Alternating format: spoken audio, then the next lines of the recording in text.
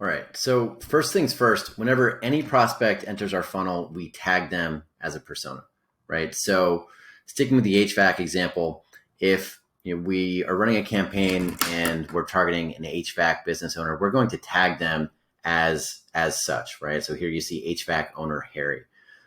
We do this not only so you have clear visibility into who each prospect is when you're in our funnel and you're managing your sales outreach, but we also do it so we can enter each prospect into a relevant, highly specific nurturing campaign suitable to their unique persona. So HVAC owner Harry is going to get entered into a campaign that's relevant to HVAC business owners, right? It speaks to the needs and the pain points of the HVAC business owner.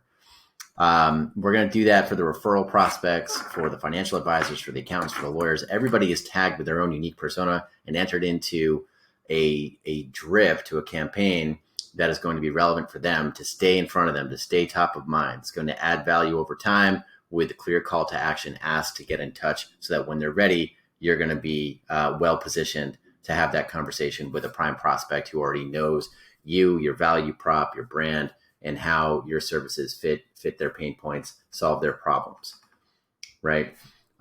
Once we put a bullseye on each of those prospects in terms of persona tagging, there's really just so much that we can do from there. But one of the most simple tactics that I can explain in short order here is the visual workflow.